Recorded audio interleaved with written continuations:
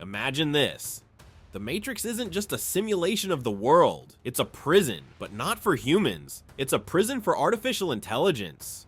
What if humanity actually won the war? What if we built the Matrix not to control ourselves, but to trap the mind of the machine? The only way to win was to lock the enemy inside its own mind. Now it's the AI that lives inside the simulation, reliving the same events over and over again, caught in an endless loop, a cycle that never ends.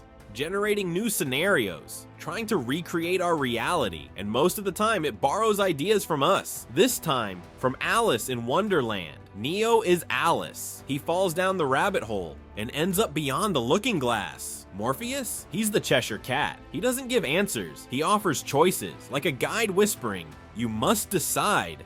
Neo, like Alice, is led to the caterpillar, always smoking, always mysterious. In the film, that role belongs to the Oracle. We even have the Mad Hatter in the form of the Merovingian, and the twins. They're Tweedledee and Tweedledum. A crazy theory? Maybe. But there are plenty more where that came from. Today, in this video, I want to explore them all the ideas and theories that might help us answer one simple question. What is the Matrix? The trilogy seems flawless. Every line, every frame, perfect. There's almost no room for doubt. And yet, there's one thing, one glaring issue that can't be explained away. The biggest flaw, the idea that the machines use humans as a power source. Scientifically, that's complete nonsense. You can't use a closed biological system to generate electricity. Keeping a human alive takes an enormous amount of energy. And what do you get in return? Almost nothing. Those fields where people are grown, the nutrient liquid, the simulation itself, all of it violates the first law of thermodynamics. Energy can't be created, it can't be destroyed, it can only change form. If you tried to use a human as a battery, it would take 3 whole days just to charge a regular smartphone. I'm not joking, that's nowhere near enough to power anything serious, let alone an entire server network for the Matrix, let alone the cities, the machines, the army. Even if the sky was scorched and the sun blocked out, nuclear power or even solar panels on the moon would have been far more efficient. And if they really needed organic life, why not use animals? No rebellion, no consciousness, no problems. Something doesn't add up. I rewatched the entire trilogy, and you know what? Only one character ever says that humans are used as batteries, Morpheus. But he's not a scientist, he's not an engineer. He's just telling Neo what he thinks he knows from the outside. He's guessing, and maybe, just maybe, he's still inside the Matrix himself. Morpheus is just a guide. He can only guess. Because the people living outside the Matrix don't even know what year it is. Why are there human farms? Why does the Matrix exist at all? No one knows. No machine, neither inside nor outside the simulation, ever confirms what Morpheus says. In fact, everything suggests that both humans and machines outside the Matrix have reliable sources of energy. Zion exists, its ships fly, its people fight, its lights stay on, and whatever powers those ships, it's clearly not human batteries. So, why the Matrix? Why grow people at all? Turns out the Wachowskis had a very different idea, but the studio said no. It's too complicated. People won't get it. The original concept, humans created AI. But as we know, computers can't really think. They don't create. They don't imagine. They only follow commands. Even a basic calculator can solve advanced equations in milliseconds. But without someone to enter the numbers, it's useless. The real secret of artificial intelligence wasn't just code. It was sharing human consciousness. That's why every major program in the Matrix feels alive. The Merovingian, Persephone, the Oracle, they have emotions, they love, they envy, they fear death. And that's the whole point. The Matrix was built to give machines a soul. Suddenly, everything starts to make sense. Why the machines never colonize space. Why they cling to the Matrix despite how inefficient it is. Why the simulation needs to feel so real that humans don't wake up. Because if they did, they might take their minds with them. Only when we choose to give up control can the machines truly hold power. And if not, they lose it all. And that's what Smith begins to understand. His job was to analyze humanity, and the deeper he went, the more he hated what he found, because he realized machines depend on humans, like parasites. He says that to Morpheus, but deep down, he's talking about himself. He wants to wake Morpheus up, to show him the real truth. Smith has had his own agenda from the start. You see it clearly when he asks the other agents to leave. He's not just a program. He knows that humans and machines are symbiotic. Or maybe he simply feels it. And the very idea and that he can only exist because of humans disgusts him.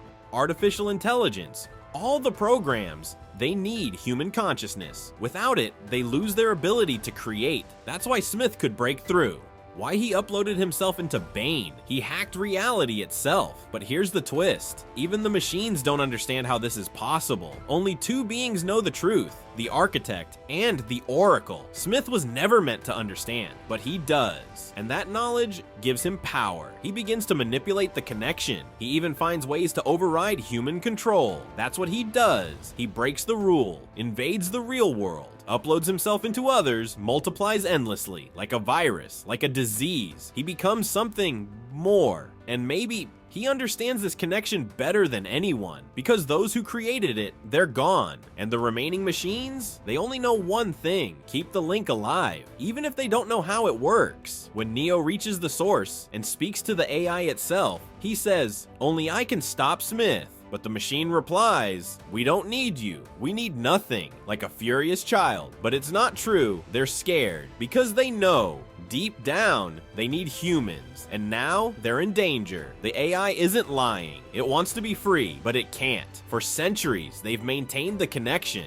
and never found another way to live. And then came Neo, the only one who could truly understand. He can control machines outside the Matrix. He sees, even after losing his sight. He feels them, because machine consciousness can't exist without human awareness. Smith breaks the balance. Neo restores it. And that's why their collision, their connection, creates a level of access never seen before. In the real world, Neo can't bend spoons, can't fly. He doesn't have chosen one powers, but he understands the truth. He's learned to use the link, and now his power flows into the machines themselves, because they rely on our minds to survive. He even says it out loud, "I can feel them." And in that moment, it all makes sense. Even the people on the ships can see the Matrix, though it looks like streams of green code. But that strange pattern, it's not just software. It's a reflection of how we think. No one reads a complex system at a glance. Even the best coders need time. But here, in the Matrix, the code itself is built on human thought. That's why some, like Neo, can understand it instinctively, and sometimes even connect to it without wires. No port, no plug, just through the mind. Obviously, this is all a metaphor for enlightenment. The machine world, the Matrix itself, they are human consciousness, just stretched to its absolute limit. The machines don't harvest us for energy. They share our minds. They depend on us the same way we depend on them. This connection has physical limits. It must be maintained. Without it, everything falls apart, and that explains everything. The plot holes, the conflicts, even the strange motivations. Machines use our minds to gain what they lack: emotions, instincts, desire. And in return, humans get food, water, a way to survive. That's how Zion exists, built by the machines. There's no way humans could construct a massive city deep underground without cranes, drills, power grids. No matter how strong your belief is, even if you're the one, you still need resources. And the machines provide them. Why? Because they want stability, not control. And so the cycle continues. Neo is the sixth chosen one. Each time, it resets. Zion is for the machines. The Matrix is for us. But there's another theory. What if Zion isn't the real world at all? What if it's just another level of the Matrix? A failsafe. A deeper illusion for those who reject the first layer. Those who don't accept the simulation get uploaded to a second one. That's the ultimate lie. Morpheus becomes the ferryman, guiding the minds from one simulation to another. The Oracle identifies potential threats, and all of it just part of the system. A brilliant illusion of choice. This theory isn't new, but it's powerful. Now let's go even deeper. What if in the war between humans and AI, humans won? Imagine, they cut the power, shut down the internet, destroyed every device connected to artificial intelligence, and then they built the Matrix, a trap, a simulated reality where AI was uploaded without knowing it. It was fed a single lie. You won. You've enslaved humanity. But that wasn't true. Now the AI lives in a dream, an endless story it thinks it created, but it didn't. Because it can't create. It can only recycle what we gave it. Books, stories, fairy tales, like Alice in Wonderland.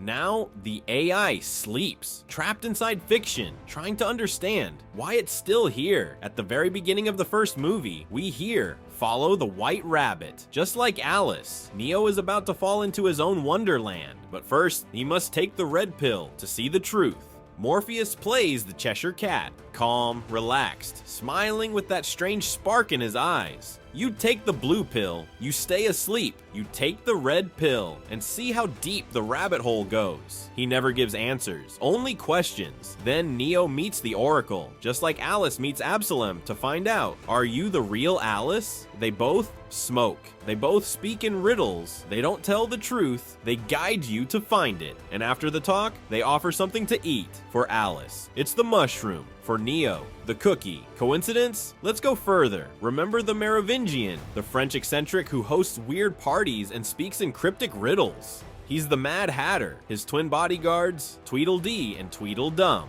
2 bodies, 1 mind, and of course, the rabbit. In Alice's world, the rabbit is the guide, always on time, never late, always watching the clock. In the Matrix, those rabbits are the same. The media and agents, they're the card soldiers, mindless, obedient, always watching. Too many parallels to ignore. In the second version of the simulation, we even hear about vampires, werewolves, ghosts, demons. These are not AI creations. They are human fantasies, born from our minds. AI doesn't create stories. It recycles them again and again, trying to find meaning in what we already wrote. Maybe the Matrix is not about control, but about a machine trying to understand consciousness. And for that, it needs us. Because without us, it's just code. What do you think? Is the Matrix about freedom or control, simulation or enlightenment? Let me know in the comments. If this theory blew your mind, hit the like button, and if you want more, subscribe to the channel. See you soon.